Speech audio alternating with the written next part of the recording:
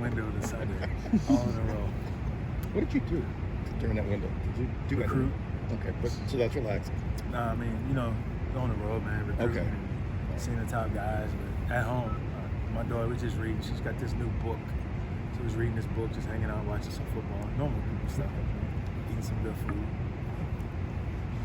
I think this offense has had more success this season in pushing the ball down the field from recent seasons. When you came in and evaluated what you wanted to do, how much did you feel like you wanted to make that concerted effort to push it down the field? And what have been some of the factors that have led to more success in these areas? I'm thinking back, just coming in really trying to learn everything and understand the foundation of the offense and how we could, wanted to implement some change when I talked to the ball. Just doing that throughout the spring and figuring out what could stick. You go summer, you go fall camp, and it's about the personnel. I think it's just be personnel driven, and you trust Graham. He feels comfortable with the things we've repped a lot, and he trusts the guys, and really it's about the players. Just as coaches, we want to study situations and put them in the best possible position and do their job and make their plays. But ultimately, it comes down to those guys actually making the play. When we talked to Jim yesterday, he talked about some of the guys who could be back playing this week, including a couple of your tight ends. But you've had to make do without some tight ends the last few weeks. Have you gotten as much as you had hoped out of that jumbo package, the extra package with guys like Beach, Mallman, Bortolini, as basically a 310-pound tight end? Right. Yeah, I think it's been productive. I mean, the challenge is we got to keep making sure we're balanced and we're not giving many tendencies in terms of what we're doing in our extra O-lineman packages, whether it's 12 or 22 or 21. Just making sure we stay formationally balanced and run pass balance. And that was a part of just the self-scout over the bye weeks. I think Bo has done a good job in getting those guys prepared.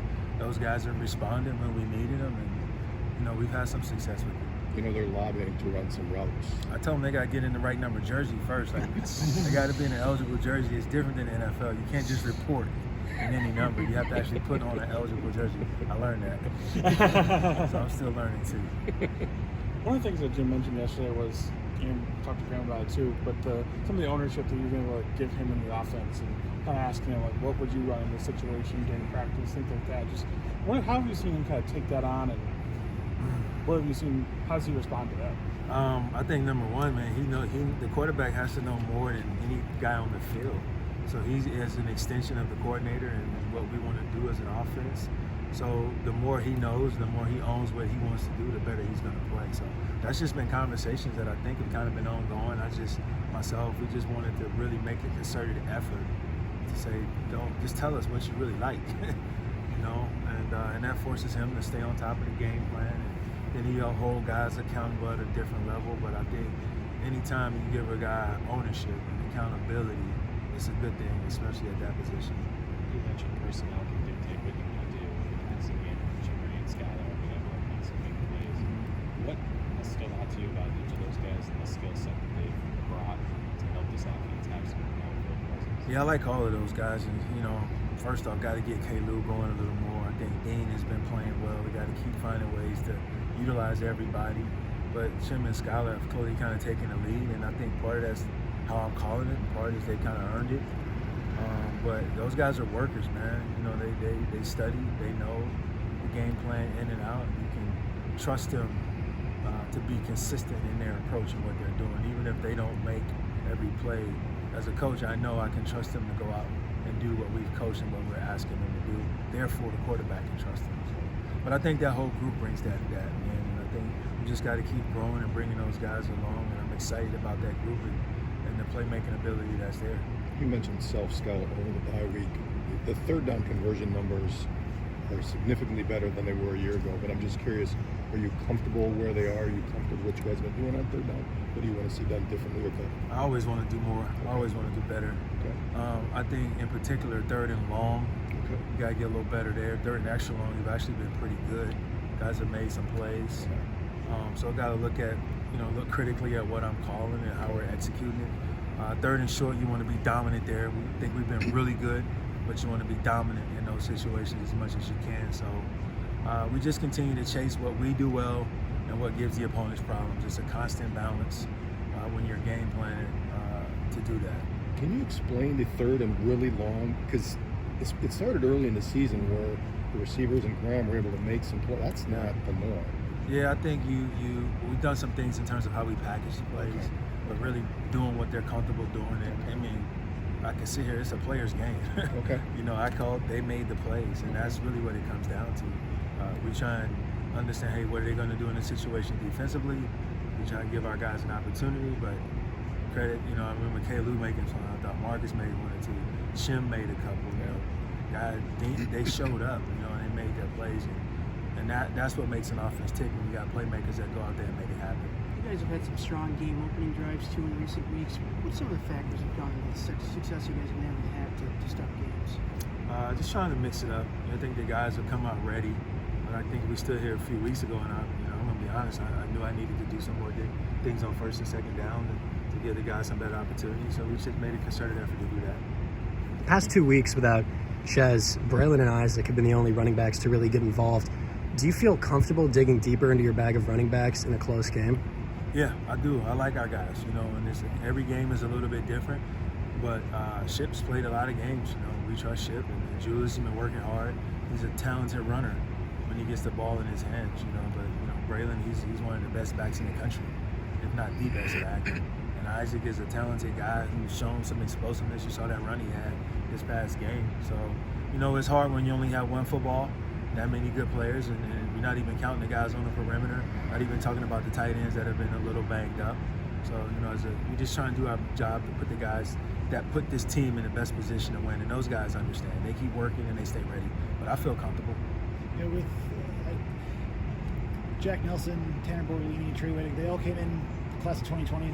As your first years, you know, in the program as, you know, offensive coordinator, just how have you seen those guys grow even from spring ball to now, to how they're being utilized on the offensive line? So Jack, Bort, and Trey Whittick. Okay. I'll start with Jack. You know, Jack switched positions, but he's competitive, man. He's got an edge, he's got a chip, and I think he's got good bend flexibility, and, you know, he works at it. You know, so you appreciate that about Jack. Bort was injured, so Bort kind of missed the whole spring, right? He was just getting back, kind of shaking the rust off, but, you know, he's an athletic guy who can pull. He's a physical guy, and he brings his feet, and he you know when he's out there in terms of the impact that he has. So I think he's grown tremendously. And Trey is a guy we talked about a few weeks ago as being able to play multiple positions. Now I think you see him kind of settling into one and growing in that role. But he's a big guy who can move, and he's athletic. As he continues to get stronger, you know, we like our guys, and the fact that everybody's getting healthy. Speaking of Trey, Riley obviously coming off injury, back in the fold now, had the extra week.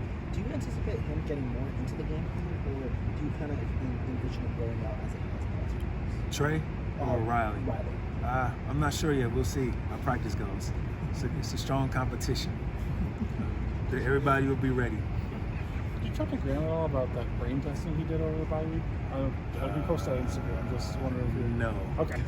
It was some type of like reaction and different stuff he did in Chicago. So. Nah, he's always up to something. Yeah, I'm gonna have to ask him about that in meetings. It came out of I nowhere. was not aware.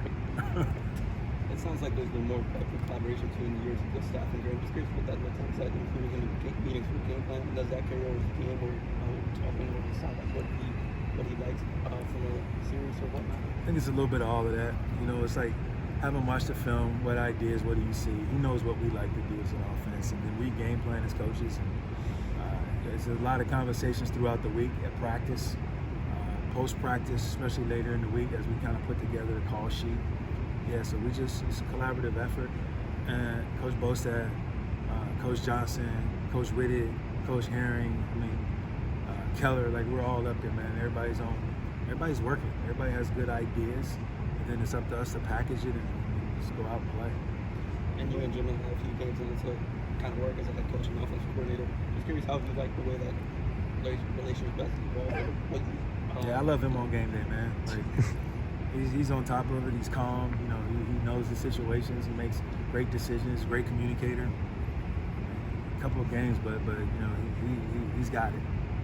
When it comes with recruiting, right, with during the bye week and whatnot, just what can you accomplish recruiting-wise in maybe a couple days, and how do you feel that you were able to utilize that, and during an off weekend? I think you can accomplish a lot, but it's like, what's your intention when you go out on the road?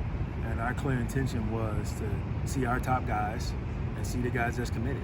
Like, let them know and give them as best we can what the state of the Badgers are right now and what we anticipate moving forward. And just assure the guys that we really like that, you know, this place is still Wisconsin football, and all of the education piece, and the people, and the crowd, the jump around, and the tradition of football. There's still a lot of things that they signed up and that they like this place and they made a commitment to come here and visit. And the guys that are committed, just let them know, you know, we're moving forward, and we intend on doing great things.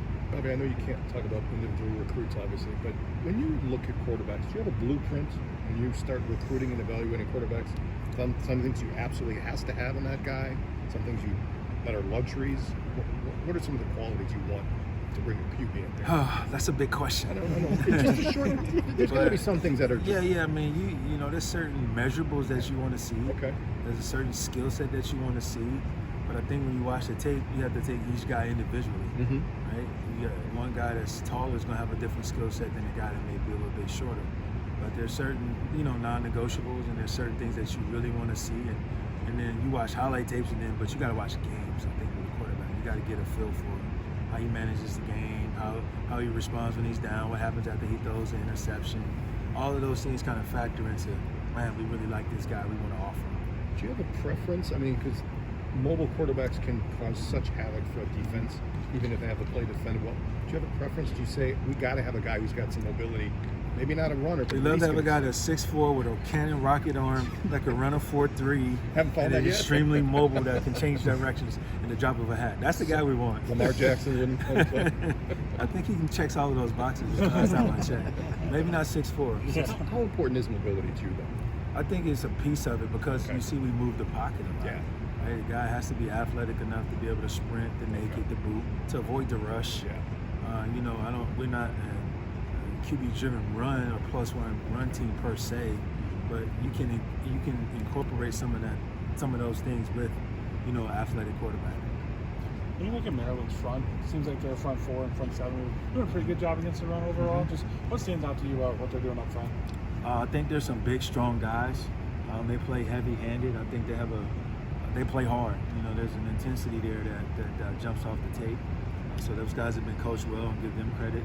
And they have done a good job against the run, you know, so I'm glad we're getting healthier up front, you know. So, you know, it'll be a good matchup and a good challenge for our guys. You've run a good amount of motion this year. When evaluating quarterbacks, is that mental aspect and understanding of how to run a motion offense important in kind of that process? Or do you kind of view that as a challenge when you bring on another quarterback running another evaluator? I think that's just a part of learning and being in the system. You mean like the motions and shifts that we do? Yeah, that's just part of being in the system, and that's part of game planning. Just trying to, you know, catch the defense off guard or gives ourselves an edge one way or another. But you know, we rep it enough where the guys that we put in, we trust them to go out and execute it. Players mentioned that Jim talked to the team about kind of what he has in mind for the future if he were to get the job this year. What does that look like between the staff? Does he kind of gather you guys as well and kind of lay down the blueprint of what he wants to see? You know, he's talked about it some with us, but I think it's more important to let the guys know that he has a plan. But right now, you know, we're just really working hard to win the next football game.